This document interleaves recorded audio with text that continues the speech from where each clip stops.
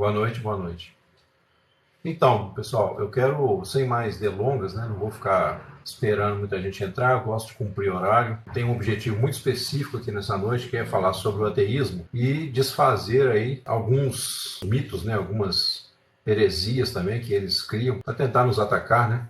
De vez em quando eu passo aqui pela o feed aqui do TikTok e vejo ali alguns ateus, né, reunidos, sempre um grupinho de 2 ou 3 fazendo o seu discurso ali de ódio e acusando os cristãos de fazerem discurso de ódio, né? Porque eles acham assim que eles atacarem o cristianismo é sinal de inteligência, ao passo que o cristão, quando ataca o ateísmo, é discurso de ódio, né?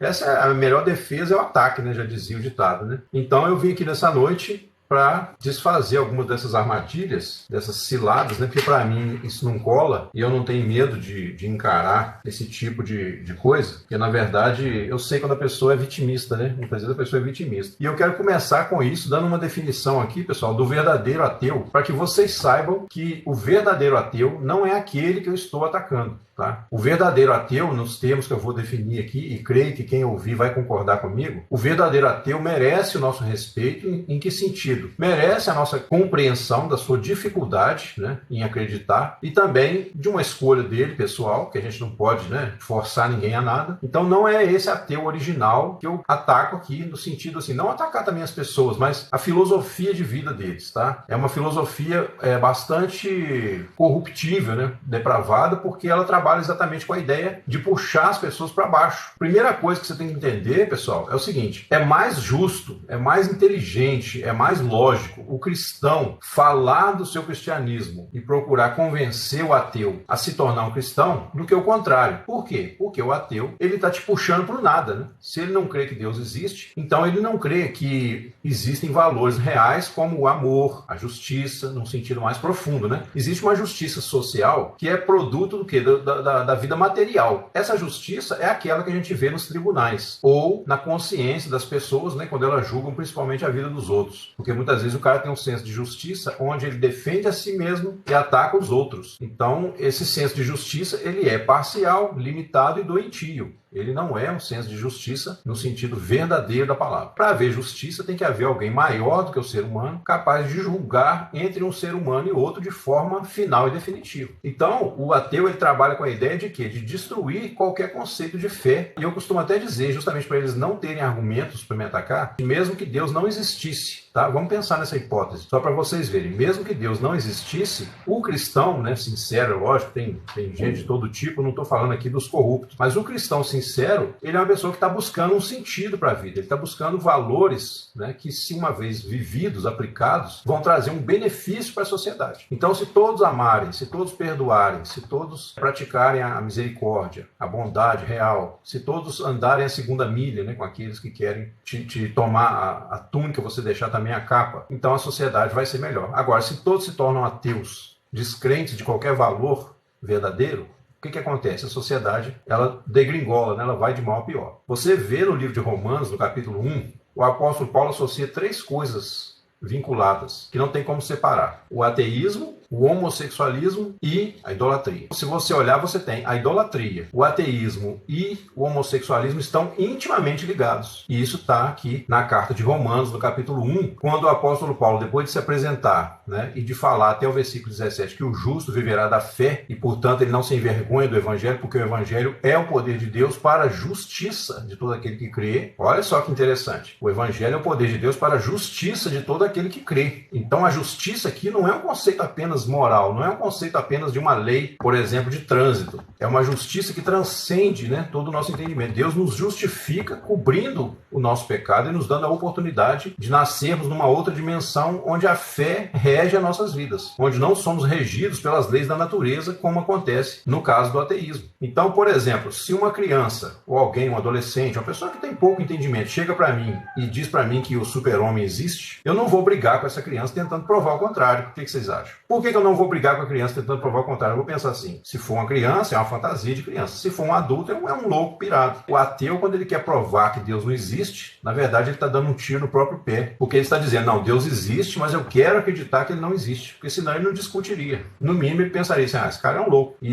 iria fazer outra coisa, iria trabalhar, fazer alguma coisa útil. Agora, o cristão, como ele defende valores que puxam o ser humano para cima, eu não canso de citar o texto que diz assim, o caminho do homem é para cima, para livrá-lo do inferno que está embaixo. Isso está lá no livro de Provérbios, eu não me lembro agora. Se alguém souber, quiser me ajudar aí, esse versículo é muito bacana, muito interessante. Então, o caminho do homem, não sei se estou citando corretamente, né, palavra por palavra, até porque tem várias traduções, mas a ideia é essa. O caminho do homem é para cima, para livrá-lo do inferno. Então, mesmo que, como falei ainda há pouco, mesmo que Deus não existisse, o cristão, ele está construindo algo, ele está buscando algo elevado, né? Ele está buscando uma evolução que vai além da matéria. Por quê? Porque nós entendemos que o mundo físico ele é apenas um reflexo do mundo espiritual. Se existe um mundo físico e um mundo espiritual, pela lógica nós entendemos que o físico veio do espiritual e não o contrário. Já o ateu, ele é uma pessoa, por definição, materialista. Ele só acredita no que seus olhos veem. Então, ele não está construindo nada. Pelo contrário, ele está criando o que eu chamei de antiteorias, né? Ou seja, ele quer desfazer todos os valores que trouxeram a nossa sociedade até onde ela está. Então, você tem na Bíblia, por exemplo, o caso de Sodoma e Gomorra, né? Que eram pessoas ateístas, pessoas depravadas sexualmente. Por quê? Porque elas só acreditam naquilo que elas podem tocar, naquilo que elas podem cheirar, ver, ouvir. E isso é idolatria. Por isso que está conectado. Então, se você vier aqui no livro de Romanos, no capítulo 1, Paulo começa no versículo 18, uma série de chicotadas aí da verdade, onde ele mostra justamente essa questão. Então ele fala assim, do céu se manifesta a ira de Deus sobre toda a impiedade e injustiça dos homens que detêm a verdade pela injustiça. Quer dizer, eles não só não praticam, mas eles detêm a verdade, eles tentam impedir as pessoas de viver, criticando, atacando, né, e tudo mais. Porquanto o que de Deus se pode conhecer, neles se manifesta, porque Deus lhe o manifestou. Ou seja, Deus colocou no coração do homem a ideia da eternidade. Isso também está lá,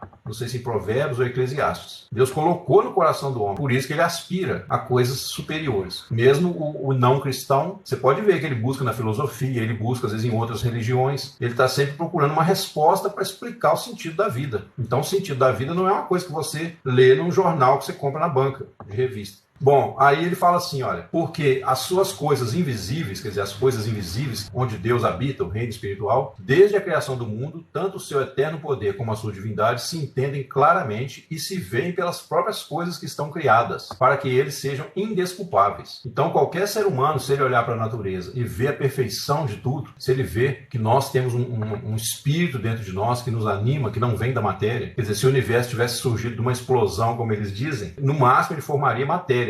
Mesmo assim, não com essa perfeição que nós temos, o equilíbrio de todas as coisas na natureza. Não tem como uma explosão fazer uma decisão inteligente, fazer um design inteligente. E além do mais, quer dizer, além desse absurdo, mesmo se ele fizesse tudo que nós vimos hoje na sociedade, na natureza, ele não faria, a matéria não criaria o espírito e os valores que nós cultivamos e que achamos que é importante e percebemos quando experimentamos. Por exemplo, o perdão, que é uma coisa que a Bíblia coloca como uma condição sine qua non para você viver o Evangelho. Se você não perdoa, você não é perdoado, né? Porque a mesma fonte que sai o perdão para os outros, sai o perdão para você. Não tem como separar. Então, o perdão é um valor que, quando você pratica, você colhe o benefício. Tanto perdoar a si mesmo, quanto perdoar o seu próximo. Mas se você não acredita em Deus, como é que você vai acreditar em perdão, no sentido real? Não tem jeito. O perdão vai ser apenas um paliativo, um mecanismo social, né, psicológico, como se fosse uma coisa psicológica para você pensar, não, tem que perdoar, porque psicologicamente você se libera. Mas se o homem tem culpa real pelo seu pecado, então o perdão tem que ser real também. E só existem valores, pessoal, se eles forem absolutos. Senão não é um valor perene, é um valor que a gente chama aí de virtudes. As virtudes não pode ser como uma cadeira que hoje existe, amanhã ela quebra, ou você joga no fogo e queima, acabou a cadeira. Não, esse não seria um valor perene, né? O ateísta, por definição, aí vem agora a distinção, os dois tipos de ateísmo. Tem o ateu que eu respeito, que é o ateu que realmente não acredita em nada. Esse ateu você não vai ver aqui na internet discutindo discutindo, brigando, xingando os outros. Você vai ver ele vivendo a vida dele, na boa. Quando você conversa com ele, ele te respeita, ele te responde com sinceridade e fala, cara, eu gostaria de acreditar, mas não consigo e tal. Por quê? Porque ele não está defendendo nada positivo.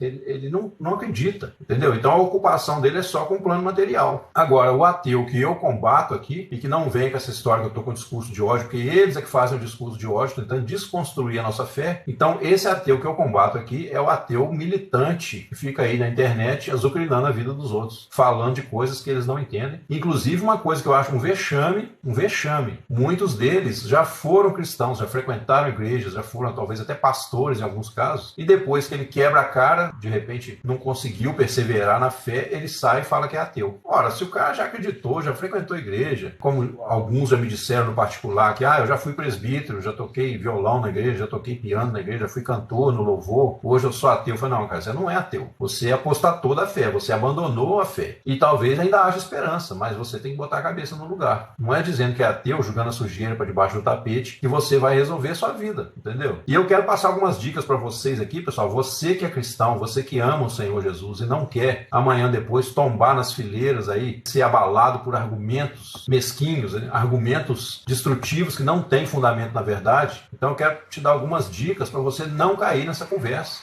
Eu já falei, né, que a matéria não cria nada do espírito, não cria nada espiritual. Uma coisa, os ateísmos costumam falar que todo mundo nasce ateu. Não sei se vocês aqui já ouviram isso. Quando eles te disserem isso, todo mundo nasce ateu. Então significa que o ateísmo é natural. Depois a sociedade constrói. Todo mundo nasce fazendo xixi, cocô nas calças. Todo mundo nasce chorando para mamar. Você vai continuar assim a vida toda? Então não é que a pessoa nasce ateu. A pessoa nasce sem mente, né? O ser humano, quando nasce, a mente dele está zerada. Ele não tem aquela mente que realmente é uma construção da sociedade. Agora, nós pregamos o evangelho, né, e o ideal é que você eduque o seu filho desde a infância, na medida do possível, né, para que ele entenda que há valores no mundo. Há valores no mundo. Não é assim que a banda toca, porque se cada um for fazer o que dá na cabeça, a gente vai voltar à idade da pedra. Outro argumento que eles usam, os países de primeiro mundo, os países que têm mais riqueza, são os países que têm maior número de ateus. Tá? Esse aí é um argumento que, a princípio, não é tão simples, mas basicamente é o seguinte: o ser humano, pela doutrina geral da Bíblia, ele está em rebelião contra Deus, certo? Então, é de se entender que o diabo, no caso, o mal, ele vai perseguir quem? Ele vai perseguir aqueles que creem, não aqueles que não creem. Então, se você fechar o seu coração, você vai viver em função da matéria. E aí o que você vai trabalhar a vida toda, você vai se empenhar para conquistar bens materiais. Você quer uma sociedade nobre, polida, mas às custas do sofrimento dos outros. Porque se você tem um país, né, onde todo mundo é rico e ateu, esses ricos ateus, eles estão ricos e ateus às custas do povo sofredor. Eles mesmos usam argumento quando vão falar pra gente, né, que se Deus existisse, ele não deixava as crianças da África passando fome. Como já falei com muitos deles, falei, cara, então, se você está preocupado com as crianças da África, você é um cara que tem dinheiro. Um cara inteligente, vai lá ajudar as crianças da África. Olha para você ver a incoerência total do que eles falam. Então, se os países de primeiro mundo são os países onde tem mais ateus, eles estão vivendo essa riqueza às custas do povo que sofre com o que eles chamam de ignorância, né? Os países ignorantes. Aí, será que a pobreza, então, é por causa do cristianismo? Mas e antes do cristianismo existir? Sempre houve opressão. Você vê lá os faraós lá do Antigo Egito. Eles faziam o povo acreditar em mentiras. Que eles tinham descido de um raio do sol e que agora era a pessoa iluminada que estava ali. As filosofias que chegam para nós hoje, e eu quero falar de 3 leis que vão perseguir e vão tentar destruir o cristão se ele der bobeira. Mas essa doutrina toda, né? Tudo que foi evoluindo desde que o homem está na Terra, as filosofias, as bruxarias, os misticismos, tudo isso hoje chega para nós com muita sofisticação. E as pessoas estão cada vez mais inventando coisas aí para tentar, através da sua mente pecaminosa, e ganhar pessoas para si, arrebanhar pessoas. Então, assim, gente, olha só, 3 leis. Se você, cristão, não vigiar, não orar constantemente, não meditar firme na palavra, você corre o risco de amanhã tombar nas fileiras aí. Porque o ateu também, gente, tem muito ateísta prático dentro da igreja, tá? A pessoa que vive como se Deus não existisse, mesmo falando de Deus, é um ateu. E esse é o pior tipo, né? É um ateu prático que a gente fala, que é a pessoa que fala de Deus, mas vive como se Deus não existisse. Então, misericórdia, para a gente não cair nisso, não se tornar um crente morto dentro da igreja, a gente tem que orar, a gente tem que ler a palavra. Por quê? Porque, olha só, o universo é composto de leis de sustentação da natureza, leis de equilíbrio, né? leis de sustentação moral, espiritual, a lei, né, moral que a gente tem lá da palavra, as leis sociais também que o homem foi criando ao longo aí da história da humanidade devido às necessidades. Hoje, por exemplo, você chega num centro de São Paulo, um grande centro, você vê ali o trânsito, né, quantas leis ali você tem que conhecer para você não fazer uma bobagem. Então, essas leis são leis que são criadas pelo homem, que vem a posteriori, quer dizer, depois, né, fora da lei moral que está lá no Velho Testamento. Aí vem o pessoal que define algumas coisas, né, como lei da atração, lei disso, não sei o quê, horóscopos, né, consulta aos espíritos, consulta aos mortos, necromancia, essa coisa toda que a Bíblia condena, e aí a gente aproveita e mostra por que isso é condenável. A primeira lei que eu quero falar é o que a gente chama de lei do acaso, embora a gente sabe que o acaso não existe no sentido absoluto. No sentido absoluto não existe acaso, mas tem uma lei que a gente chama de lei do acaso. Por quê? Porque se você não tem Deus na sua vida, se você não tem uma direção, né?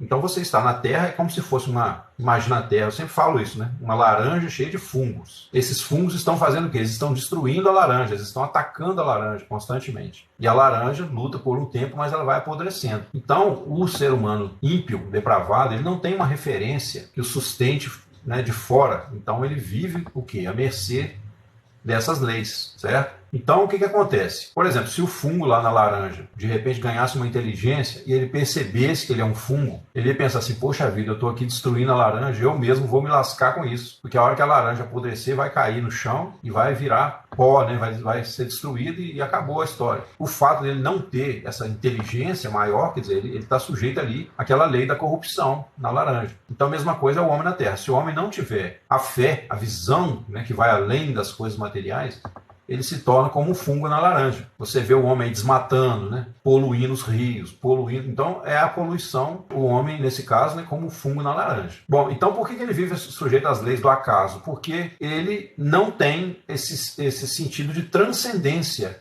Mas essa lei do acaso, então, é o quê? É quando você vive pela força das coisas materiais, certo? Então, você trabalha para ganhar dinheiro. Aí você ganha dinheiro, gasta com comida. Você come para poder ter força para trabalhar. Aí você trabalha para ganhar o dinheiro no mês que vem. E aí o mesmo ciclo. Então a vida se limita a um tédio. A pessoa fica entediada, a pessoa perde o sentido. Depois de um tempo, você começa a não ver lógica para viver. Essa é a primeira lei. A segunda é a própria lei dos homens. Mas em que sentido? A lei que os homens estabelecem e que não é perfeitamente justa. Você tem então a lei dos homens, que inclui o quê? Todo o pensamento filosófico, principalmente, deste mundo, tá? Você tem a filosofia, que são argumentos, a filosofia é baseada em argumentação, baseada na observação da natureza, dos fenômenos. Então o cara, com a sua inteligência, né, humana, ele analisa e chega a uma conclusão. E aí a gente pode também estender para outras áreas que são consideradas mais áreas médicas, mas que envolvem a questão do pensamento. Por exemplo, a psicologia, a psicanálise e outras áreas aí do conhecimento que tem, muitas vezes, uma filosofia puramente humana. Então, se você vai no psicólogo, por exemplo, ele pode resolver um problema seu.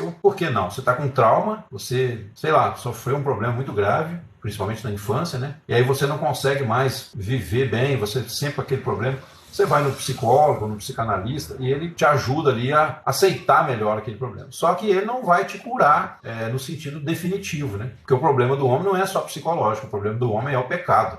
O problema do homem é uma natureza separada de Deus. Não que o cristão não erre, né? O cristão erra, mas o cristão, como ele está debaixo da justiça de Cristo, então ele tem esse crédito, vamos dizer assim, para ele se aperfeiçoar até a volta do Senhor. João fala, se dissermos que não temos pecado nenhum, mentimos a nós mesmos, enganamos a nós mesmos. Mas se confessarmos nossos pecados, ele é fiel e justo para nos perdoar e nos purificar. Então você pecou, não que você vai ter direito de viver pecando voluntariamente, que isso vai te trazer problema, consequência, mas você está buscando. Então você pecou por uma fraqueza, por uma coisa, você confessa, pede perdão ao Senhor. Se você fez um mal para alguém, você procura pedir perdão, reconciliar e tudo mais. Então você tem esse crédito, é igual aí que eu comparei com a música um dia desse aqui, num dos vídeos que eu tenho aqui no canal. O aluno, ele no início, ele vai errar muito. Ele está aprendendo ali o violão, o piano, ele vai errar muito, mas ele está na caminhada. O professor não vai perder a paciência com ele, não vai falar com ele, desiste, né? A pessoa vive essa questão baseada nesses pensamentos que são puramente humanos. Então o psicólogo pode resolver um problema seu ali socialmente falando, mas ele não vai resolver o seu problema de forma definitiva. Então em Jesus é que nós temos a completa redenção, tá ok? Então Você tem que pensar que, baseado nessas leis, todo ser humano ele tem uma tendência para baixo, uma tendência de puxar para o pecado, para a morte. Então a gente pode comparar fisicamente com a lei da gravidade. A lei da gravidade está sempre puxando para baixo. A terceira lei, que é a lei dos espíritos, né? Os espíritos malignos, que Deus permitiu atuar aí na órbita da Terra, né? Atuar no plano material. Por quê? Para que o homem não fique parado na sua caminhada espiritual. Esse é o trabalho dos demônios. Você não ficar parado. Então, ou você está subindo ou você está descendo. Porque tudo no mundo é vivo, gente. Tudo no mundo tem movimento. Até os átomos se movem. Então, tipo assim, eu estou aqui na caminhada espiritual, mas aí de repente eu paro. Eu vou ficar estacionado ali. Se fosse assim, todo mundo ia ficar estacionado o resto da vida. Mas se você parar, esses espíritos vão te tentar, vão te puxar para baixo. E aí cabe você resistir e lutar. Então você nunca fica parado, tá? Isso aí, se a gente fosse olhar de um ponto de vista empírico, né? De um ponto de vista mais científico, vamos dizer assim, é como se a gente tivesse a própria matéria mesmo. Não precisaria nem de diabo, de nada. A própria matéria, a corrupção da matéria, o prazer que a matéria muitas vezes te oferece, mas que é fora da vontade de Deus, já seria o suficiente para puxar o homem para baixo. Mas pode acreditar em mim, o fato de Deus permitir esses espíritos atuarem na Terra é misericórdia de Deus, tá? Embora a gente não queira, talvez, concordar, por causa dos nossos desejos egoístas, né?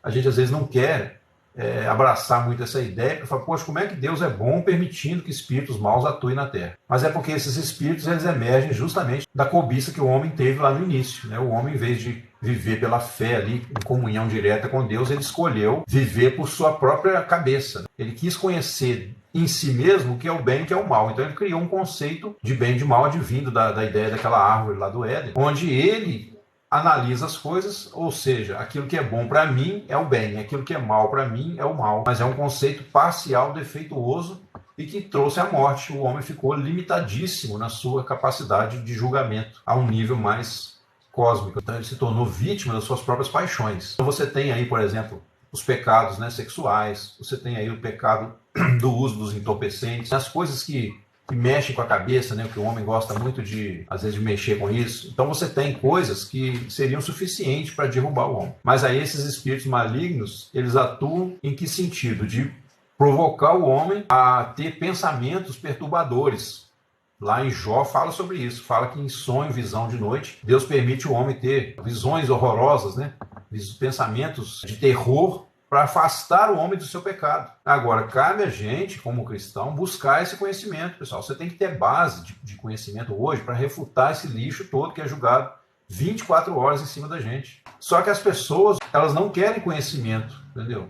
E isso aí já é o mal, né? Já é o ateísmo puxando para baixo. E quando eu falo ateísmo agora, não como doutrina, não. A doutrina deles, Daniel, a filosofia, né, deles, eles recorrem a qualquer coisa que não seja Deus, né? Para tentar nos derrubar. Já a questão de você andar na fé, aí você tem um pensamento, como eu disse, né, para cima. Então você não fica sujeito a essas leis de corrupção. Baseado nesses três princípios de corrupção, né, que são a lei natural, a lei que a gente chama de lei do acaso, a lei dos homens, que inclui a filosofia, a psicologia, a psicanálise, enfim, tudo isso que a gente, né, que chega para a gente, até na política a gente tem essas leis atuando aí, tentando nos colocar em atrito, né, criar confusão e tudo mais, e a lei dos espíritos malignos, que também Deus permite para que, uma vez você parando, né, estacionando na sua vida espiritual, esses demônios vão te puxar para baixo. Mas a ideia é justamente catapultar você para o colo de Deus, entendeu?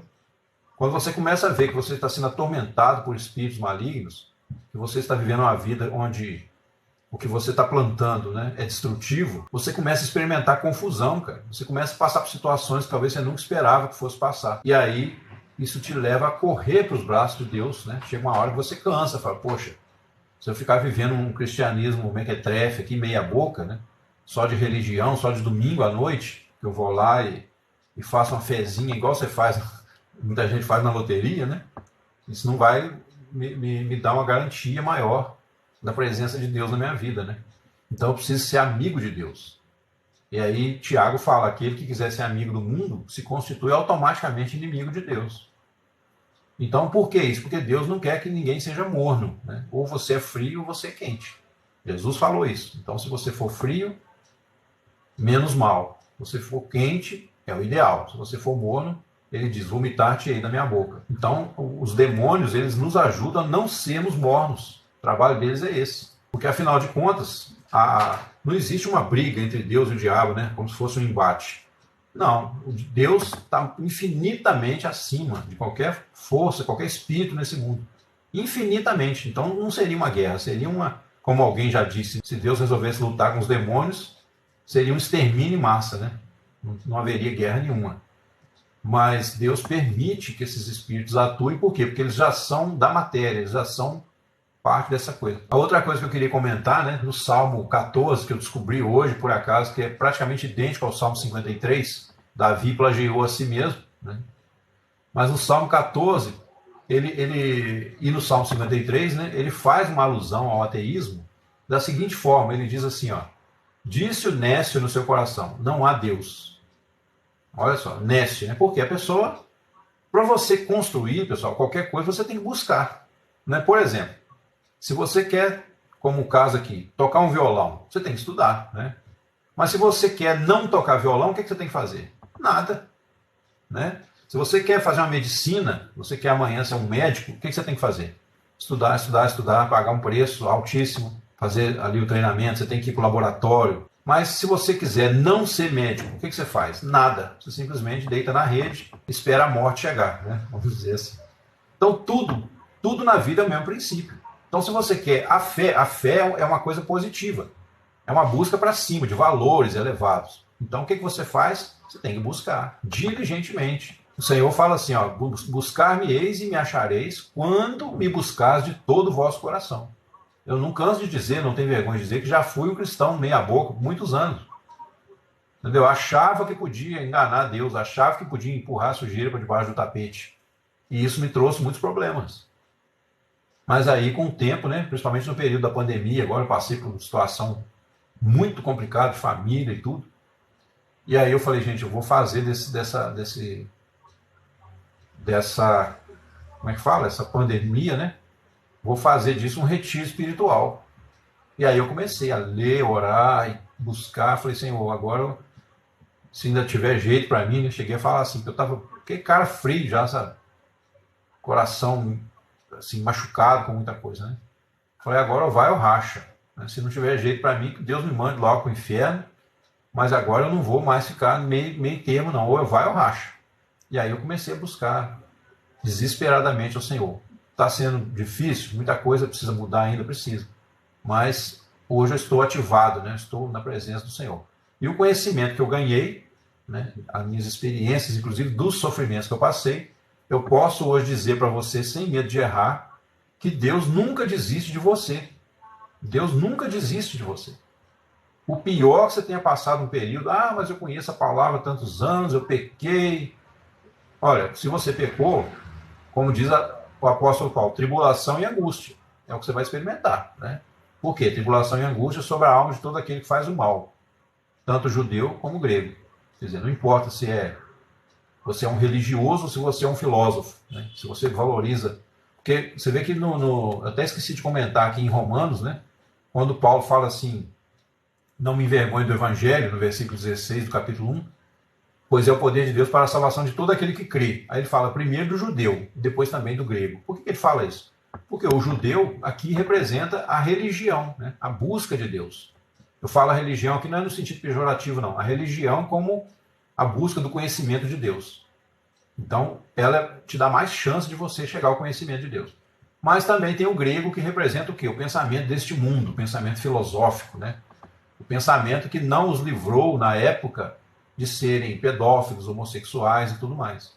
É uma sabedoria deste mundo, tá? Semelhante àquela sabedoria de Salomão. Salomão teve sabedoria para decifrar parábolas e enigmas, mas a sabedoria dele não livrou ele da idolatria e da prostituição, né?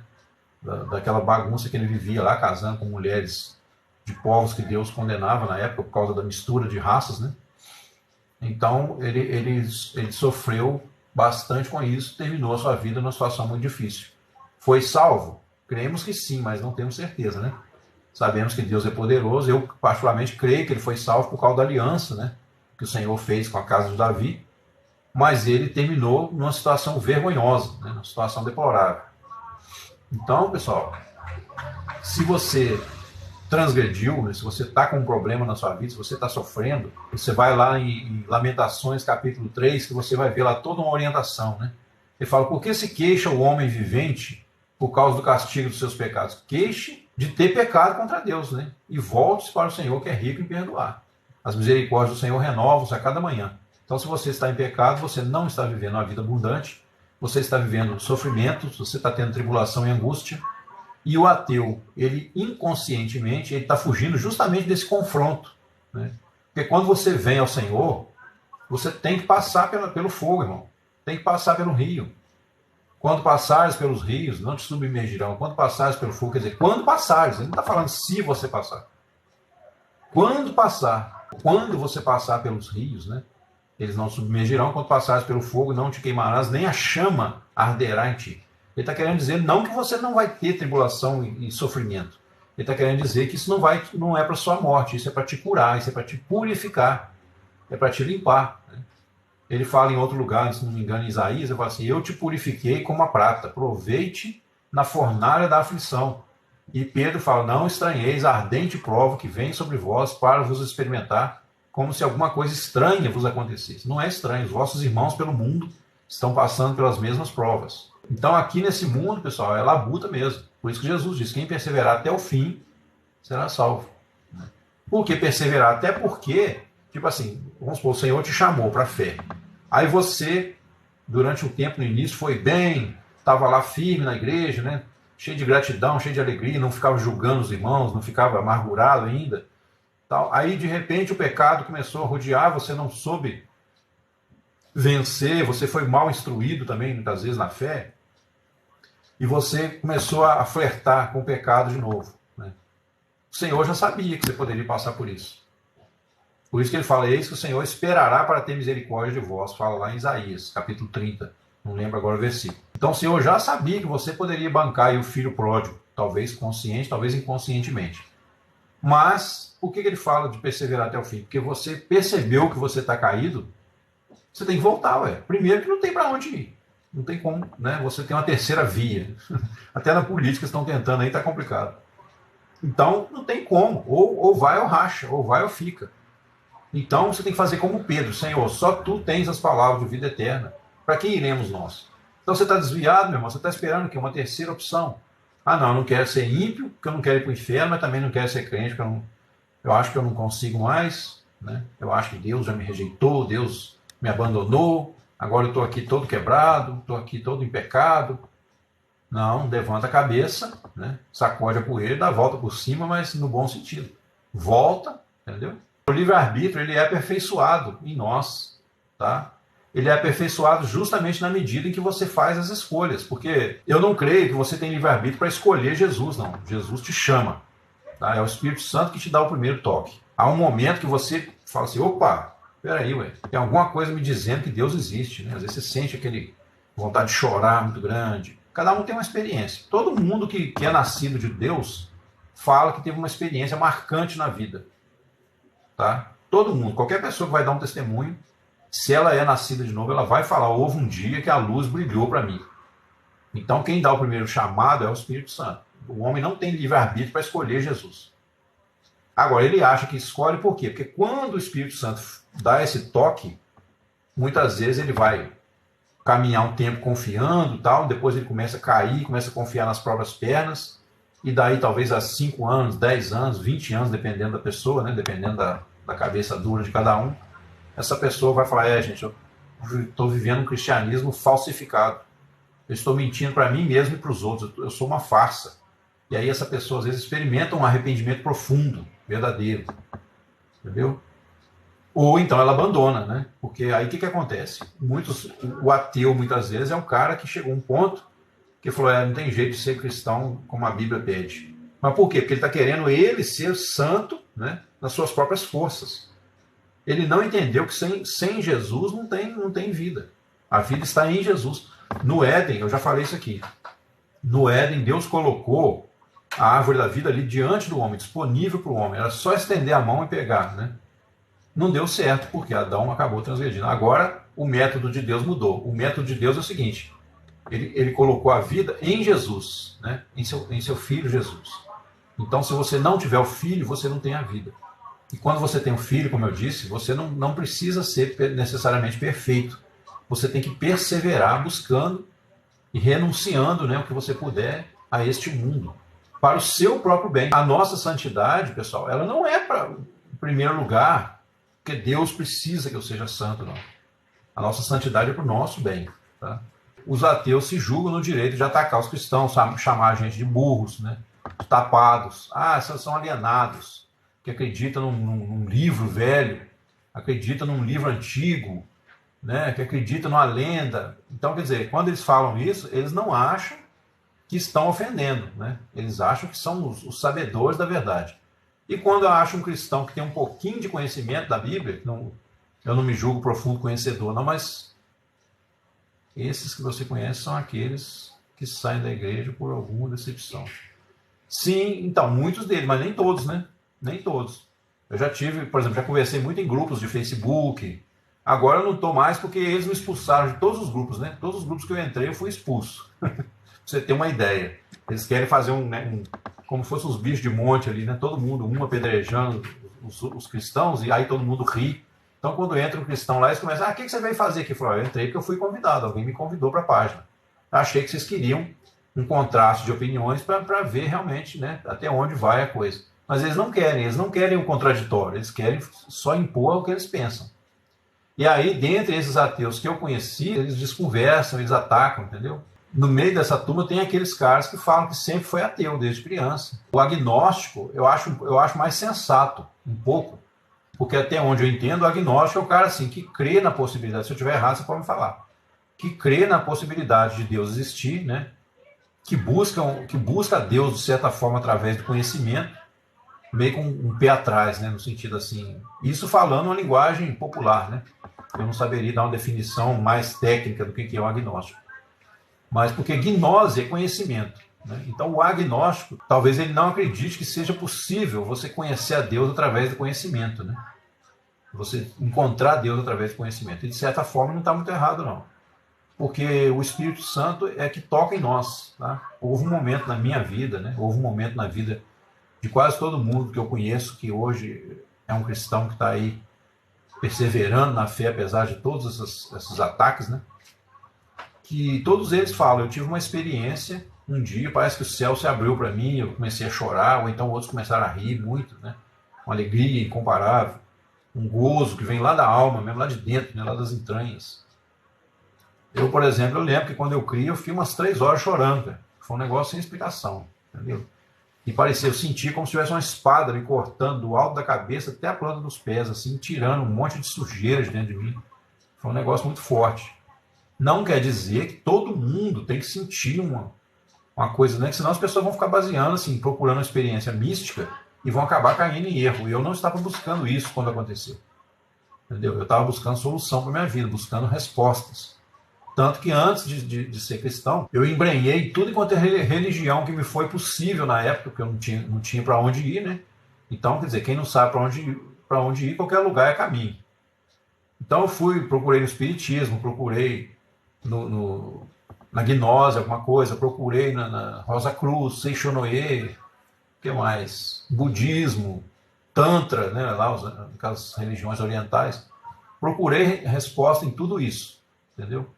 E, inclusive, eu que acreditava em reencarnação, por causa do meu pai também, né, me ensinou sobre espiritismo desde criança. Quando eu me converti, a primeira coisa que o Espírito Santo tirou da minha cabeça foi uma coisa que eu não foi nem muito assim, eu ficar pensando, não. Aquilo mudou completamente. Eu vi a falácia que é a reencarnação. Então, hoje, eu não só não acredito, como digo, que a pessoa pode até acreditar, mas ela não pode dizer que acredita em reencarnação e que é cristã, porque a salvação de Jesus não seria necessário se você reencarnasse, né? Porque pela reencarnação você segue a lei do karma, a lei de causa e efeito. Então você, por exemplo, durante uma vida aqui na Terra, você cometeu erros e acertos, e aí na vida seguinte você morre, fica um tempo lá na cidade do além, né? Como dizia o Chico Xavier. Quer dizer, e as pessoas acreditam, né? Não querem acreditar na palavra de Deus, mas acreditam nessas coisas. Você fica lá na cidade do além e depois você volta para a Terra de novo. Aí aqui você vai nascer, às vezes, cego, mudo, né, outros tipos de problema, ou então vai ter uma vida sofrida, não vai conseguir amar ninguém, porque você aprontou lá atrás e trouxe consequências. E aí você vai, aí depois você morre de novo. Só que você vê que a humanidade está cada vez pior, né, cara? Então, cadê a evolução do ser humano? O ser humano por si não evolui, é igual à natureza. Né? Se você fizer uma casa num lugar, principalmente se for no meio do mato, numa fazenda, e você deixar a casa abandonada lá, quando você voltar daí um ano ou dois, o que acontece? Está tudo podre, tudo caindo nos pedaços. O ser humano é a mesma coisa. Se Deus deixasse ele entregue a si mesmo, ou se ele reencarnasse, que aí nem precisa de Deus, né? Seria uma coisa natural. Então a tendência dele é corrupção, é piorar cada vez mais. Porque para cada acerto que o homem comete, às vezes ele comete 20 erros, né? A gente erra por palavras, por pensamentos, por ações. Além do mais, tem um detalhe, né? À luz da palavra de Deus, um pecado que você comete é suficiente para a sua condenação, porque o mesmo Deus que disse não matarás, também disse não furtarás. Se você não mata, mas furta, né? Ou então não adulterarás. Você não mata nem furta, mas você adultera. Então você está quebrando a lei de Deus, você está sujeito a julgamento, né? Então não tem, cara, não tem como a gente conciliar as duas coisas, entendeu? E a questão do ateísmo, você falou que eu estou um pouco equivocado, né? Eu não acho, cara, assim, sinceramente, eu não acho que eu estou equivocado, igual eu te falei, porque eu já conversei pessoalmente, não é nem pela internet, não, já conversei pessoalmente com diversos ateus, né?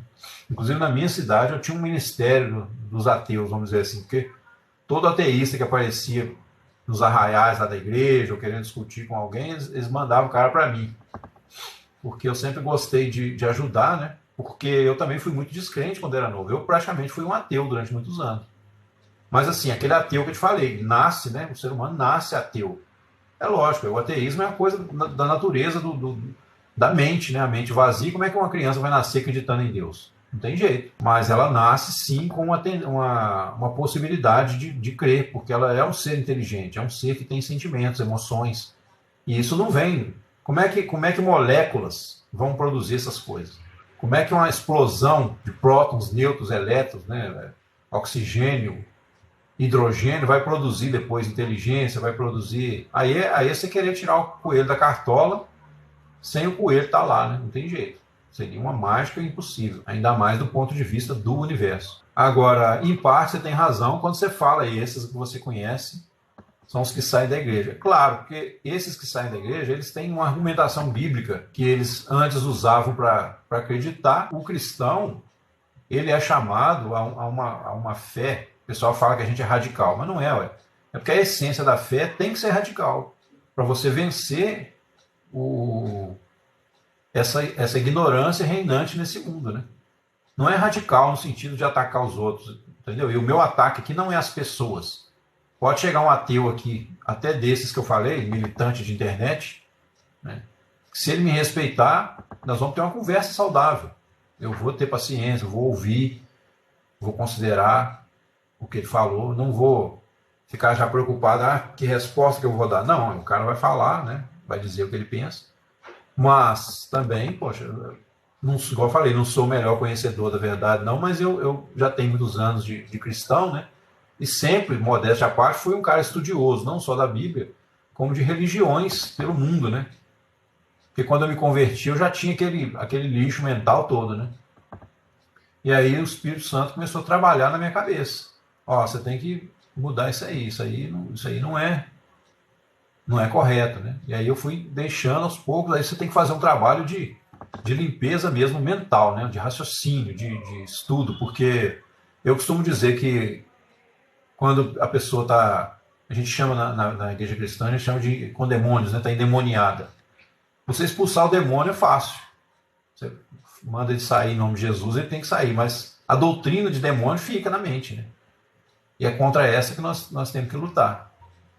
Então a Bíblia fala isso, que o diabo ele consegue construir certas trincheiras, né, na mente da gente, certos baluartes.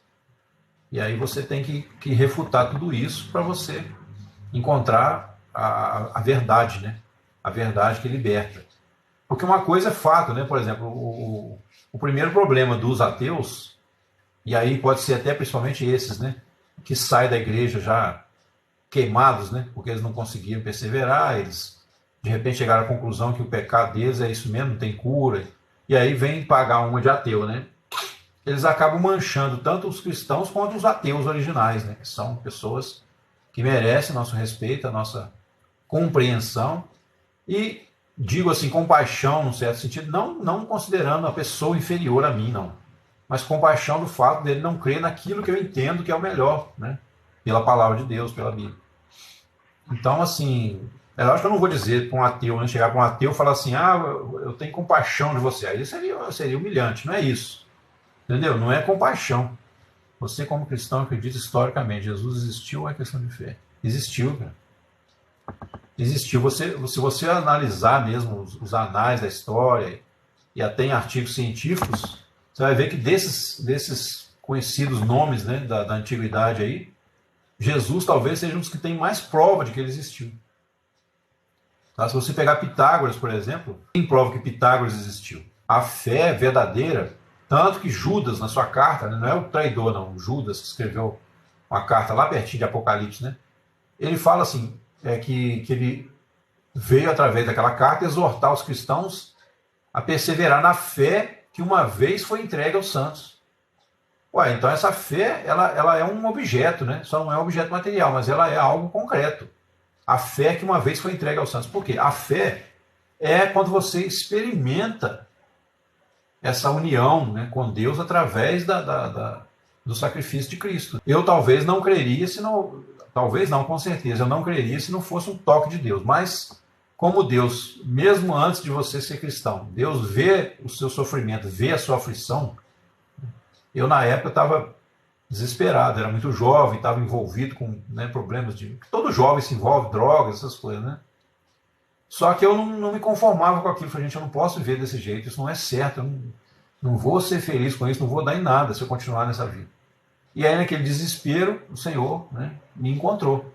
E não foi ninguém que pregou para mim. Eu comecei a ler uma Bíblia em casa porque eu cheguei a pensar em suicídio na época. Né? E um dia estava eu lá sentado na janela de um prédio alto, pensando em pular lá de cima. E aí, de repente, quando eu pulo, não pulo, eu olhei para trás, assim, quase que num último relance, né? Eu estava decidido mesmo a dar um fim na minha vida. E tinha uma estante na casa que eu morava, nem era a casa dos meus pais, eu estava fora da casa dos meus pais. E vi lá na estante uma Bíblia, que eu nunca tinha visto aquela Bíblia ali. Eu já tinha lido livros daquela estante, budismo, várias coisas, e aquela Bíblia, eu nunca tinha visto aquela Bíblia ali. E era uma daquelas testemunhas de Jeová, da capinha verde, né, que se chama de Tradução do Novo Mundo. Aí uma voz falou assim na minha cabeça, dá uma última chance a si mesmo, abre aquele livro e dá uma olhada. Aí eu abri no primeiro capítulo de Gênesis, quando falou assim, no princípio, criou Deus os céus e a terra. A terra era sem forma e vazia, e o Espírito de Deus se movia sobre a face das águas. Pronto, foi suficiente. Ali o Espírito Santo, né, me levou a questionar. Falei, peraí, se Deus criou, então Deus não é o acaso, né, não é uma energia, como até na minha família se falava. Né? Se ele criou, mas não foi um raciocínio meu, sabe? Mas que quando eu vi que não, eu já estava com esse pensamento. Foi um negócio muito louco, assim, muito mágico. Né? A minha resposta para isso aí é o seguinte, talvez seja diferente do convencional, tá? E aqui, como disse Paulo, né, eu não consultei carne nem sangue, tanto que eu estou ao vivo com você aqui, eu nunca ouvi, o que eu vou te falar aqui, nunca ouvi ninguém falar, não. Mas eu analiso não só os evangelhos, como todas as cartas da Bíblia, pela essência deles, tá? Para mim, o autor não faz diferença, não. Porque, como disse até aquele Augusto Cury, né? Ele falou assim, se Jesus foi inventado, acho que foi Augusto Cury mesmo, se não me engano, ele falou, se Jesus foi um personagem inventado, quem inventou Jesus é tão grande quanto ele, merece a nossa adoração. Entendeu? Porque Jesus não cabe no consciente humano. Ele transcende, né? E essa é a primeira coisa que eu te digo. E outra coisa, o pessoal fala assim, mas tem contradição nos evangelhos, cada um é de um jeito. Eu falo, cara, isso para mim é mais garantia de que é verdade, porque se você vê um acidente qualquer, um problema aí, e você pegar o depoimento de 20 pessoas que estavam ali, cada um vai falar uma coisa diferente. Você acha que todo mundo vai falar igualzinho? Não vai. Então, quando às vezes você lê lá um evangelho, fala que Jesus curou os 2 cegos de Jericó, e o outro fala um cego, né? Fala o cego de Jericó. Por quê? Porque o depoimento, ele sabe que o fenômeno aconteceu. Mas o ponto de vista dos homens é diferente.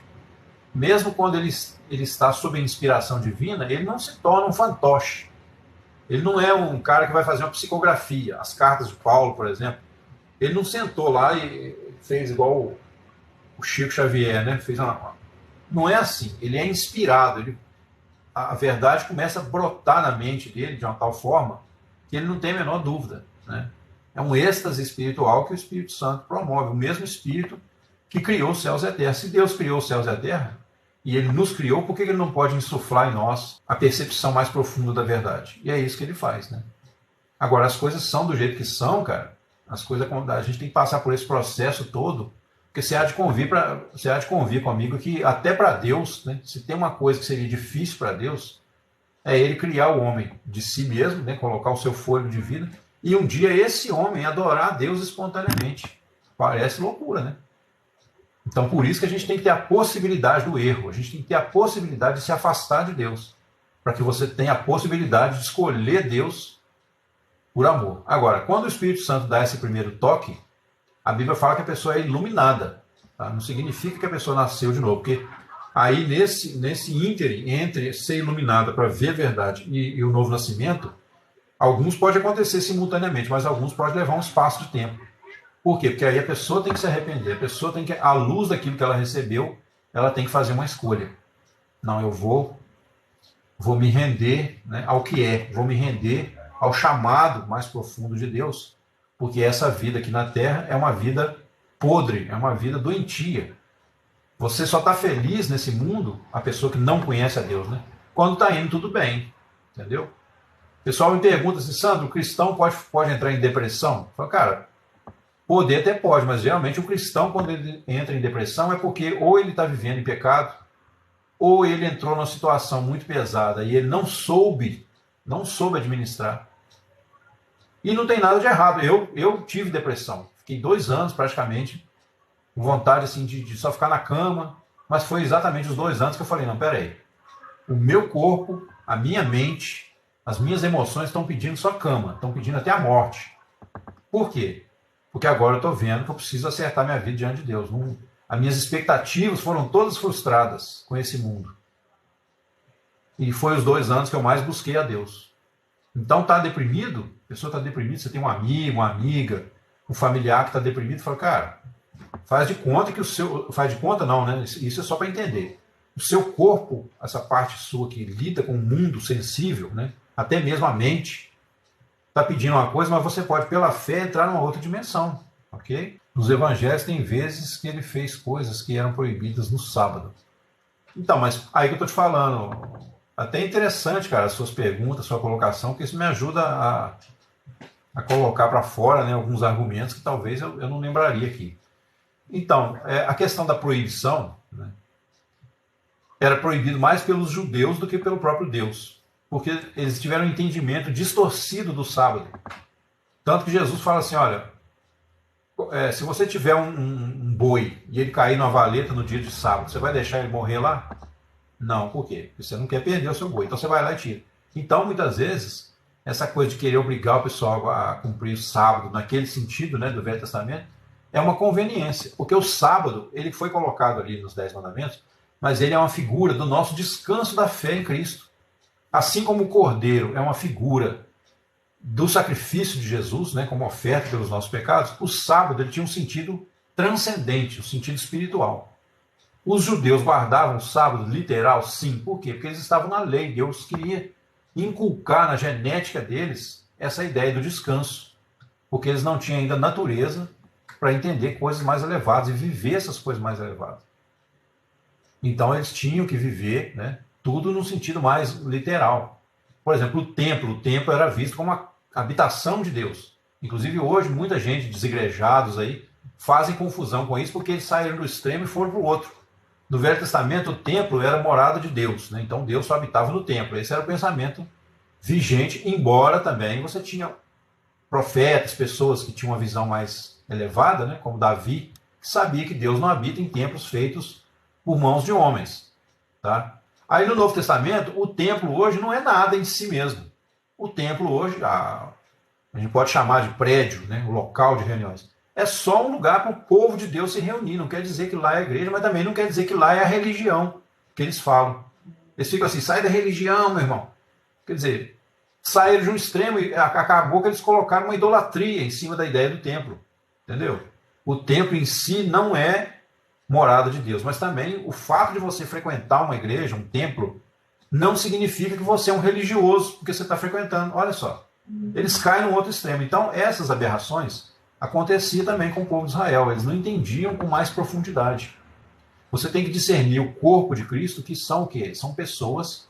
Eu costumo dizer o seguinte, olha, vou te contar de novo aqui, já que se perguntou, um pensamento que eu tenho, que é um pensamento orgânico sobre o cristianismo, que talvez vai te fazer pensar aí. Imagina a Terra como um grande útero, tá? E Jesus é o espermatozoide de Deus. Vamos pensar assim.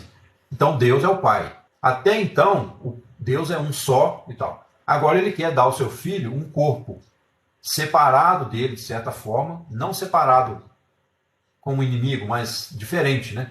Então esse corpo é um corpo místico. Jesus vem, ele é o espermatozoide, ele traz todas as informações genéticas do Pai. Ele fecunda a terra. Ou seja, na sua morte, ele vence o pecado e ele libera o Espírito de Deus para agir na terra. Porque o Espírito de Deus não age no pecado. Mas uma vez que Jesus paga o preço do pecado, essa é a doutrina, tá? Você pode crer ou não. Aí Jesus libera, então, o Espírito Santo para o homem ter acesso de novo a Deus pela fé.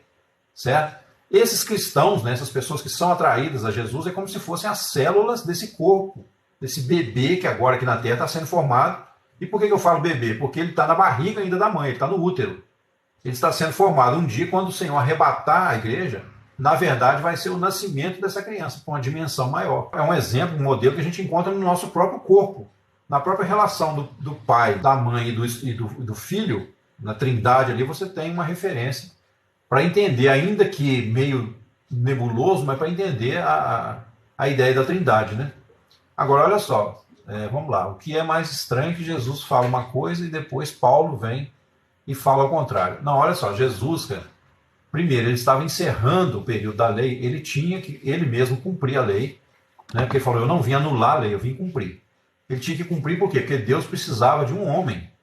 De um homem. Assim como Adão foi um homem que trouxe o pecado, então Deus precisava de um homem que pagasse o preço e cumprisse toda a lei. Esse homem não seria encontrado entre os homens, todos se tornaram pecadores. Então Deus se torna um homem e vem habitar entre nós.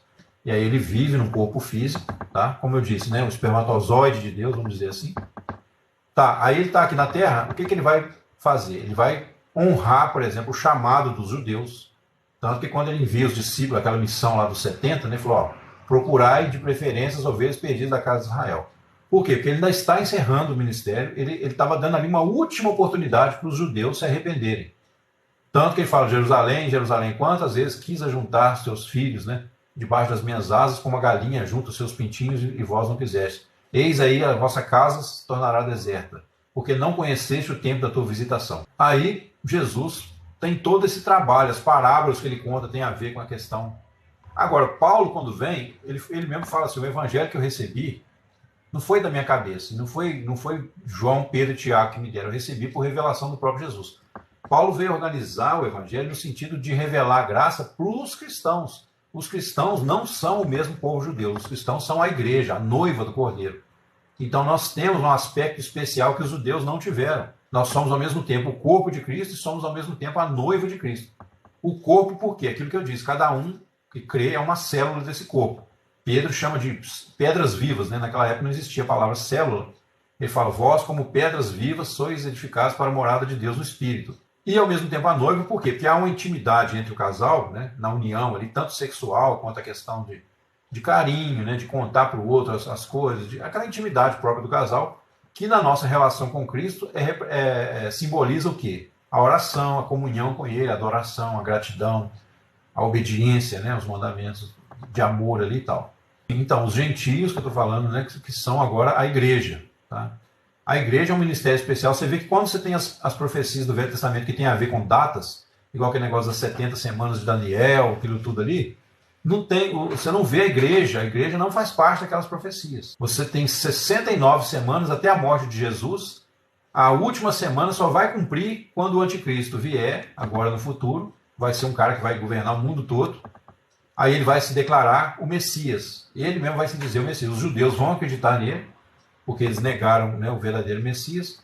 Ao acreditar nele, começa essa última semana, ele vai reinar durante 3 anos e meio, edificar o templo de Jerusalém, vai voltar a ter o sacrifício de animais, porque os judeus ainda estão na visão da lei. E aí, depois de 3 anos e meio, ele vai tirar o sacrifício e vai colocar uma estátua dele lá no templo para ser adorada. Aí os judeus vão acordar, falar, peraí, fomos enganados, esse não é o Messias. Aí eles vão chorar e se lamentar, vão ser perseguidos, vai haver uma grande batalha, né, que a Bíblia chama de Armagedon. A maioria das nações do mundo vão se voltar contra Israel, vai haver uma guerra mesmo. Isso aí eu não sei te dizer se a igreja ainda vai estar na terra, mas a maioria acredita que não, né? Vai haver o arrebatamento da igreja. Então essa última semana vai se cumprir agora, quer dizer, é como se o tempo da igreja não existisse nas profecias que tem a ver com as coisas futuras. Então a igreja é aquela costela que foi tirada de Adão, figuradamente. Deus fez cair um profundo sono sobre Adão, por isso que eu li aqui em Romanos, né, quando ele fala que essas pessoas que não creem são indesculpáveis, porque a própria natureza mostra que Deus existe. Entendeu? Então eu costumo usar exemplos da própria natureza para mostrar que elas são, na verdade, são apenas sombras de uma realidade maior, uma realidade espiritual muito maior. Então, se você pegar quase qualquer coisa da natureza, ela tem um significado espiritual. Né? Você pega, por exemplo, a ideia da semente. Jesus contou, né, a parábola da semente. Porque ele falou, o reino de Deus é como uma semente de mostarda, que é menor das sementes, mas depois que cresce, vira uma grande árvore e tal. Então, a fé, no início, ela não parece ser aquilo que a gente acha que ela tem potencial para ser, mas à medida que você vai experimentando, né, você vai vendo realidades muito maiores. Então, tudo na Terra tem um significado espiritual, né? Tem uma transcendência que é o que a Bíblia chama de glória, né? A glória da criação de Deus é isso. A criação ela é gloriosa porque ela revela o caráter de Deus e revela muita coisa de significado espiritual, entendeu? Está tudo na própria natureza. Então, para você entender a Trindade, por exemplo, você tem que entender a família. O pai, a mãe e o filho. Sendo que a mãe ali é um tipo do Espírito Santo, né? O pai é Deus como Criador. O Espírito Santo é Deus como aquele que adeja, né? Que cuida ali da natureza, que insufla a vida, né? E o filho é a manifestação final, né, de Deus. A manifestação que é o ápice da comunhão do homem com Deus. Porque você vê no Éden, como eu já disse, né, o homem se relacionava praticamente com uma árvore, né, que é a árvore da vida. Simbolicamente, a gente não sabe todo o significado, mas uma coisa que não podemos negar é que a Bíblia tem muitas contradições. Cara, olha só, eu acho que você usou a palavra contradições, eu usaria a palavra paradoxos. Porque tem muita coisa, né, que se você olhar numa perspectiva aqui da Terra, você vai achar contraditório mesmo. Tá? Só que se você olhar num sentido cósmico, você vai ver que tem uma explicação. Quer ver? Deixa eu tentar te dar um exemplo aqui. A questão das contradições, né, que você falou, que eu disse que eu chamaria de paradoxo. No Velho Testamento, você tem, por exemplo, Deus mandando matar. Você vê lá assim. Entra lá e mata todo mundo, mulheres, crianças. Isso é um tema que os ateus adoram, né? Não estou dizendo que é o seu caso, não. Só estou usando como exemplo para você ver que eu já tenho pensado sobre isso, né? E eu não vejo a questão como eles veem pelo seguinte, se você tem que olhar as dispensações, né, que a gente chama. Primeiro você tem a dispensação adâmica, né, que vigorou até Noé, mais ou menos. Depois você tem a aliança ali com a natureza, né, através da natureza, que é a aliança com Noé. Depois você tem a aliança da lei, entendeu? E finalmente a aliança da graça. Falando a grosso modo, né? Tem outras alianças assim menores, mas essas são as que delimitam mais assim eras da história humana. O fato de muitos deles falar, de você encontrar, por exemplo, explicação do que Paulo falou cá no Novo Testamento. Você vai ver a explicação está lá em Gênesis, entendeu? Ou então está lá em Isaías, né? Uma revelação do Messias. Isso para mim é fantástico. Isso para mim é uma das coisas que corrobora a crença no sentido intelectual, né? A parte mental do raciocínio, a gente, quando vê uma lógica, ajuda, né? Porque o judaísmo, se ele existiu com a missão mais nobre dele, do judaísmo, se é que nós temos, foi o fato de Deus revelar a vinda do Messias, né? São diferentes, é o que eu estou te falando, é que eu ia te falar em questão de dispensações para responder aquela questão que eu te coloquei, eu mesmo falei ali, de Deus mandar matar no Velho Testamento. Porque quando o povo vivia no regime da fé, lá atrás, né, antes da fé, agora em Cristo, Abraão foi chamado e ele foi um exemplo de uma pessoa que que recebeu um toque de Deus ali e ele saiu sem saber para onde ia e tal. Mesmo que você não concorde com tudo, mas tenta escutar um pouquinho só para você entender o que eu estou te falando. Então ele caminhou ali pela fé e ele foi inculcando isso nos seus filhos e tal. Só que chegou um ponto, quando o povo foi escravizado no Egito, por N motivos, né, de pecados e tudo, o povo foi escravizado no Egito. Aí o que aconteceu? Aquele povo, Deus enviou Moisés, quando eles clamaram, né, Deus enviou Moisés e Moisés foi para tirar eles de lá, e aí Deus operou grandes sinais e tal, tirou eles de lá. Quando eles chegaram no deserto, o que eles pediram para Moisés? Falaram, Moisés, sobe lá no monte e ouve tudo que Deus disser e vem e fala para a gente. Tudo que Deus disser nós vamos cumprir. Olha só, o que eles pediram? Eles pediram a lei. Quando eles pediram a lei, a implicação disso é muito grave. Por exemplo, vamos supor que você tem um filho. Você é casado, Mascarado? Se você for, me fala aí que eu vou te dar um exemplo, você vai entender melhor. Você tem um filho. Aí você cria o seu filho, né? Na medida do possível, que a gente não é perfeito, mas você cria o seu filho com carinho ali, tentando fazer dele uma pessoa dedicada, uma pessoa, né, que leva uma vida. Quando chega numa certa idade, você tem uma empresa, por exemplo, você tem um comércio. Vamos supor, né? Igual antigamente, você tem uma venda lá, um barzinho, seja o que for. Aí você fala, poxa, eu vou ensinar meu filho a profissão para ele me ajudar, né? Até que um dia, se ele quiser escolher outra profissão, mas vou convidá-lo para me ajudar lá no restaurante. Vamos supor que seja um mercado, né? Então, vou ensinar para ele a questão do caixa, como é que funciona, o preço dos produtos, quando é que o cliente tem desconto ou não e tal. Ele vai lá e vai ensinando o filho e bota o filho para trabalhar. Porém, um dia, o filho fala assim, pô, peraí, estou trabalhando aqui de graça, meu pai não me dá dinheiro, de vez em quando ele me dá um trocado para eu pegar um cinema, mas já tem 2 anos, 3 anos que eu estou trabalhando aqui. Isso antigamente, se fosse hoje, é capaz na primeira semana o cara já querer receber do pai, né? Do jeito que está a geração de hoje. Aí ele vira pro pai e fala, seu pai, o negócio é o seguinte, estou achando que esse negócio aí não está certo não. E olha que ele vive na casa do pai, ele come as custas do pai, tudo que ele tem é o pai que dá, mas ele cisma e fala assim, ô pai, esse negócio não está certo não, vamos fazer o seguinte, para não fazer confusão, o senhor faz um salário para mim e me fala o que eu tenho que fazer, que eu vou fazer. A partir de hoje eu sou seu funcionário, vou te obedecer prontamente, tudo que você mandar eu vou fazer, mas eu quero meu salário. A lei, cara, é isso. A ideia da lei é isso. Entendeu? Então o povo não quis um relacionamento de amor, de gratidão com Deus. O povo quis a lei, porque a lei é o seguinte, eu cumpro a lei e você me paga pelo eu ter cumprido a lei, por eu ter cumprido a lei. A ideia é essa, entendeu? A ideia é lá no íntimo. Não é uma virtude, não. Quando o povo pediu a lei, não foi uma virtude. Foi uma atitude de querer ficar livre de Deus. Tipo assim, já que eu tenho que cumprir a lei, me dá esse troço aí, eu cumpro, mas eu não quero saber de intimidade. A lei não gera intimidade. Se você tem um relacionamento com o seu filho de patrão empregado, entendeu? E ele fica lá exigindo os direitos dele, já acabou o amor há muito tempo. Ele já se tornou um filho bastardo, né? Rebelde. Entendeu? Agora, se o seu filho entende que tudo que você tem é dele, tudo que você faz é para ele, que ele almoça em casa, né? Que ele tem roupa para vestir, que ele tem...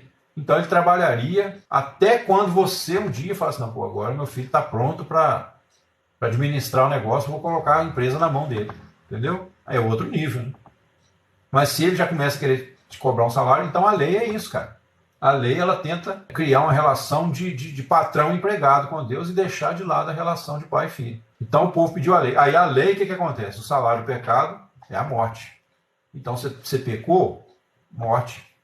O povo lá de Sodoma e Gomorra, né, se depravou, morte. Por quê? Porque eles mesmos querem a lei. Embora Sodoma e Gomorra foi antes de Moisés, mas eu digo assim, o princípio, né, das cidades que Deus mandava matar é isso. O povo não tinha arrependimento, e aí você tem, né, que o homem, no seu ateísmo, então ele muda a glória de Deus, né, como fala aqui em Romanos, ele acaba mudando a glória de Deus, a imagem de Deus que está nele, por uma idolatria. Ele começa a adorar não só estátuas, né, como acontece no catolicismo romano, por exemplo, como ele começa a adorar a criatura em vez do Criador. Ele começa a adorar a si mesmo, ele começa a adorar o belo, né, aquele conceito greco-romano do belo, né? Então ele começa com isso a criar os seus preconceitos também, porque quando você adora o belo, você rejeita o feio, você rejeita aquilo que você considera indesejável. Então você acaba criando aí os preconceitos que existem no mundo, na verdade, são o quê? São idealizações do belo, né? Então, por exemplo, o preconceito em várias áreas, preconceito racial, preconceito, né, de religiões, é porque o cara que tem o preconceito, ele sempre acha que ele tem uma proposta melhor. Então, ao escolher o belo, ao idolatrar o belo, o homem rejeita aquilo que ele considera não belo, né, não agradável. E isso aí é a fonte de todas as ideologias, a fonte de todas as idolatrias, a fonte de todos os preconceitos, certo? E, consequentemente, ele acaba caindo no homossexualismo. Porque ele fala assim, por isso, né, depois que eles mudaram a verdade de Deus em mentira, no versículo 25, honraram e serviram mais a criatura, por isso Deus os abandonou às paixões infames, porque até as suas mulheres mudaram o uso natural no contrário da natureza. Semelhantemente, também os homens, deixando o uso natural da mulher, se inflamaram em sua sensualidade uns com os outros, homens com homens, cometendo torpeza e recebendo em si mesmos a recompensa que convinha ao seu erro. Olha só. Então, essas três coisas, né, a descrença em Deus, a idolatria e o ateísmo, andam intimamente ligados. Tá? O homossexualismo. Aí ele fala assim, como eles não se importarem em ter conhecimento de Deus, Deus os entregou um sentimento perverso para fazerem coisas que não convêm, estando cheios de toda iniquidade, fornicação, malícia, avareza, maldade, cheios de inveja, homicídio, contenda, engano, malignidade, murmuradores, detratores, aborrecedores de Deus, injuriadores, soberbos, presunçosos, inventores de males, desobedientes aos pais e às mães, nécios, infiéis nos contratos, sem afeição natural, irreconciliáveis e sem misericórdia. Esse é o retrato do ser humano que ignora a Deus, né? Que simplesmente cospe no prato e joga fora, né? Quer dizer, ele não se vê como um ser racional suficiente para aceitar a lógica de tudo, porque a lógica de tudo não cabe na cabeça dele. Então é a formiga tentando entender o que é o elefante. Quando a formiga tenta entender o que é o elefante, ela se torna uma elefanteia, quer dizer, uma teia de elefante. Ela não acredita no elefante, porque ela não consegue entender. Ela pode andar em cima do lombo do elefante, ela pode morder lá, chupar o sangue do elefante. Eu não sei se formiga é carnívoro, né? Mas ela pode morder no elefante, ela pode cair de cima do lombo do elefante por algum motivo, mas ela jamais vai acreditar no elefante, a não ser, né, que o elefante, vamos dizer assim, tivesse um poder de descer ao nível da formiga e falar para ela, ó, na verdade eu sou um elefante, mas eu vim em forma de formiga para me revelar para você, para falar com você que eu sou um elefante. Então assim é o homem diante de Deus, tá?